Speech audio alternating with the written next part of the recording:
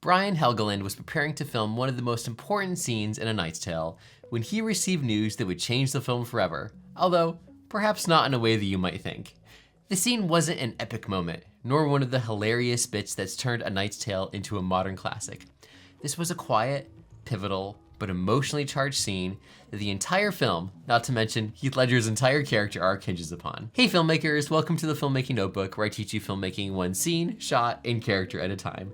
Today we're taking a super deep look at one of A Knight's Tale's most memorable scenes, the infamous argument between William and Jocelyn that plays out in a single 3-minute wide shot, never cutting until the very end. It's a brilliant piece of storytelling that only happened because the director was basically faced with a looming disaster on the day of filming. The kind of looming disaster where the film studio gets on the phone to scream their heads off at you. But to understand the full context, we need to go back a few years to a pivotal moment in director Brian Helgeland's filmmaking career. In 1998, fresh off winning an Academy Award for screenwriting LA Confidential, Helgeland landed his first directing gig, the Mel Gibson film Payback. But during post-production, Helgeland and Mel Gibson disagreed on certain aspects of how the story was playing out. Since Mel Gibson owned the production company that was producing the film, he had the ultimate final creative control. And with that creative control, Mel Gibson requested 11th hour story changes and reshoots. Changes that Helgeland believed would compromise his artistic integrity and his belief in the story. And while he was never formally fired, new scenes were written, shot, and edited into the film without him. Helgeland had directed his first film, but the final movie everyone saw in theaters was ultimately not his. And for a director, there are few worse things than having your film taken away and your creative vision destroyed. And when this happens on the very first film you direct, this can creatively destroy you. I had a version of this happen to me once, and it took several years to get back into a creative groove. I'm not gonna go into that story right now, but it's a pretty miserable experience. I can definitely relate to Helgeland a little bit here. And for Helgeland, after that incident, he desperately needed a project that, in his own words, took me back to loving films in the first place. And that's when he remembered another project he'd worked on for a mere 3 days before shelving it years ago, calling it the dumbest idea I ever had. But while he was still dealing with the aftermath of the Payback disaster, he pulled out his old research notes and discovered a key note that would change his filmmaking career. The research said that in medieval times, one had to be a noble, of noble birth, to compete in the jousting. And Helgeland thought to himself, well, that's it. That's identity. But I also thought it's a peasant who wants to be a knight, and it was a screenwriter who wants to be a director, which is kind of the same thing. So literally, that's what the movie's about. It's Heath wanting to be a film director. Jokes aside, again, those were Helgeland's words exactly, that right there is what most people miss about storytelling, especially writing and directing. Most of the best films come from the director finding an extremely personal theme and then deeply exploring it through the context of a story. Of course, the danger here is becoming preachy, to trying to hammer in a moral or a lesson, but allowing characters to wrestle through an idea is one of the very best ways to get the audience to engage with the story. And for Helgeland, this idea, this theme of identity, became the focal point that drove Heath Ledger's entire character arc. But there was one more thing Helgeland needed to do to make the story his own. Instead of creating a standard medieval film, like Braveheart, he made the boldly creative choice to craft a contemporary movie in a historical setting. Jocelyn says, wow, and Watt says, hello. And it's all purposely done to make the characters more relatable. My foxy lady. Because the fact is that in medieval times, they would have had a word for wow, and they would have had an expression for hello. The more contemporary I could make it feel, the more it would probably feel like the Middle Ages were alive. But at the time, those were incredibly risky choices. Which brings us to the actual filming, where that problem we mentioned before was looming. The production was booked for 4 days on an ice rink. A hockey rink location was used to construct the set for all the scenes that took place in churches.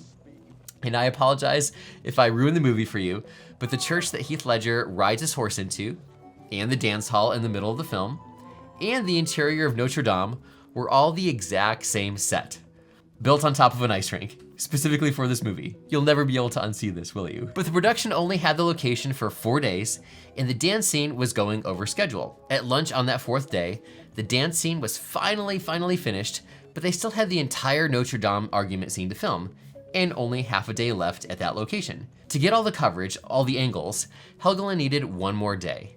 an additional day that would cost $130,000 that hadn't been budgeted for. So, as soon as the dance scene wrapped at lunch, Helgeland called up the studio to ask for an additional day at that location. And they proceeded to scream at him, accusing him of being irresponsible, telling him they hated him and that he was a jerk. Lovely things. After they'd finished yelling, the studio grudgingly approved the additional day and $130,000, but Helgeland knew that he was in trouble. He had effectively been let go before, and this could very easily happen again. And with a film as creatively unique and bold as A Knight's Tale, there was no way his creative vision would be preserved if another director replaced him. He had to fix the situation and fix it fast. And this couldn't have come at a worse time, as this scene was pivotal to the entire story. So, with all this in mind, after lunch, Helgeland quickly started rehearsing the argument scene with Heath Ledger and Shannon Sossamon, just the three of them, seeking to find the beats of the scene and how it played out. And that's where everything changed in a super cool way. I seriously love this story. I'm sorry I'm geeking out about it. Helgeland tells the story like this. So, we rehearsed it a couple of times, just me and the actors, and they started to kind of move as they went along, just kind of naturally. As things started going south between the two of them, she would walk away and he would follow her. Then we did it for the camera, and watching on the monitor, it started to feel like a dance to me. Each time they would move, they'd get farther and farther away from each other, which seemed to be a part of them getting farther and farther apart relationship-wise. All of a sudden, I thought, this could play on the master. Then I don't have to go over tomorrow and I can save all that money. Helgeland had stumbled upon a brilliant solution, but one that also carried a deep risk. But before we get into that, we need to understand the vital importance of this scene to the structure of the film, and why getting this right was essential. In the story, William had just come from the pivotal midpoint scene that sets up the entire second act. He had won a tournament, but he had done so on somewhat of a technicality. His primary opponent, Count Adhemar, had withdrawn from the joust when confronting the undercover Prince Edward, whom he had correctly recognized as royalty, the future King of England at that. But William had refused to withdraw and ended up winning the tournament, but he never faced his opponent, Adhemar, the vile man who was basically his antithesis. And that scene after the tournament ends, where William is declared the victor, marks a drastic turning point in his character arc. And in story structure terms, this is why that's essential, and we'll get to why that is important for the argument scene. In every great film, the midpoint is where the hero learns or finally acknowledges a deeply hidden truth that he hadn't previously confronted. When he realizes that victory is not certain, but knows within his heart that he cannot turn back, and most importantly, that some of his long-held beliefs might not hold up under pressure. It requires him to start pivoting, and for William, this is the key moment in his character arc. When he made up the character of Ulrich von Liechtenstein at the beginning of the film and pretended to be a knight, it was for the sole purpose of earning enough coin for food. But now the jousting, the winning, the false knighthood are all becoming something more real to him than simply having a full belly. These things are making William realize that, as his father told him years ago, a man can change his stars. A lowly peasant can become a knight. The story's theme of identity is beginning to play out as William begins wrestling with the idea that maybe he can't actually become the very thing that he's been pretending to be. This realization will drive the rest of his character arc until the very last scene. But even before that, the scenes immediately following the midpoint are specifically designed for the hero to begin wrestling with these new beliefs that are confronting him, which leads us directly into William and Jocelyn's fight in Notre Dame. When heroes first have that realization moment at the midpoint, they don't start automatically making the right choices. It's actually usually the opposite. They stumble and fumble their way along and usually make some wrong choices that set them back before they can start moving forward. They may have a deeper understanding of who they are and what their ultimate goal is, but they don't quite know how to achieve it and therefore make mistakes. And this is where William makes a major blunder. In desiring to be a knight, he begins treating Jocelyn like all the other knights do, as an object, a prize to be won, as something he will achieve that represents his glories and victories. I'm going to win this tournament for you. Excuse me. Well, this tournament, I'll win it in your name. Every knight I defeat for you. Your beauty will be reflected in the power of my arm, the flanks of my horse. Wow. Really? Yes. Really? It's flanks. And Jocelyn, rightly so, pushes back. This is not the kind of man William truly is. He has yet to learn that being a true knight is not about his pride, about what others may think about him, but about the respect and responsibility that comes with the status of knighthood. This is the subtext of what's at play at the heart of their argument. And rehearsing the scene is where Brian Helgeland had this epiphany. Once again, in his own words. So they practiced a little bit more on their lines, and we accentuated. We tried to turn it into a dance almost. and they're both really good. Heath in particular does a lot of stuff with his body in that scene, kind of plays it broad because he knows it's far away, and it helps sell what he's doing. In playing nearly the entire argument out as an extreme wide master shot, Helgeland had unlocked several deeply creative choices that only helped strengthen the scene. It never would have happened if the studio hadn't thrown a fit. The scene itself was played out in beats, with the argument split into 4 distinct sections. Led and pushed by Jocelyn as William struggles to figure out this whole knighthood thing. In the first beat, William makes his first major blunder by confusing Jocelyn's request for beautiful words and making it about himself. Speak to me. Speak those words. I'm going to win this tournament for you. Excuse me. Jocelyn is clearly offended and shifts to the second beat, where she demands poetry. William is taken aback by this request and fumbles through his words, making excuses that he doesn't have time, before offending her once again by making his feeble attempt about her physical appearance. Well, a man's day is fuller. And, well, you see, a man, he has more demands on his time. Was that so? Yes. Annoyed, Jocelyn transitions to the third beat without saying a word, while William, clearly frustrated, asks how he can prove his love to her. Jocelyn, how may I prove my love to you? How? Do you ask in earnest? Yes. If you would prove your love, Right. you should do your worst. My worst. After making William follow her across 3 beats, she now pushes him backwards, both physically and psychologically, challenging him to contradict himself, to show that his love is not in what he is willing to do for himself, but what he is willing to not do. 4 natural segments that all build upon each other as their argument escalates. And the sneaky trick is that the camera subconsciously reinforces this, and that makes the scene all the more powerful. The characters in camera move, they stop, and the pillars of the cathedral give us a grounding sense of stability and calm as the tension builds. But the most important thing this wide shot does is the tension it creates. We have effectively an unbroken 3 minutes where we don't cut. And by not cutting, we don't receive that imperceptible mental reset that would have subconsciously lowered the tension. Instead, as the emotions rise, we linger and we observe. But it never feels uncomfortable for 2 reasons. The characters and camera from beat to beat keep us engaged.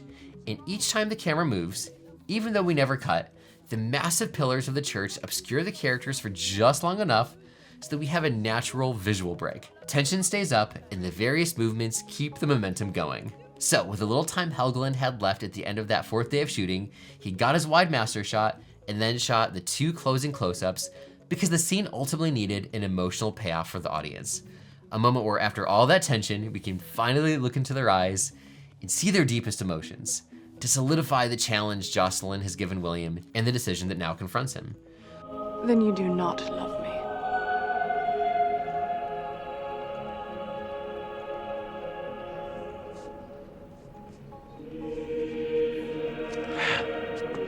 But there's one more thing that ties all this together with the rest of the movie and prevents the long shot from feeling random or out of place or a mistake that was band-aided. Helgeland and his director of photography, Richard Greatrex, that's an awesome name, made the conscious choice early on to use a specific framing technique throughout the film.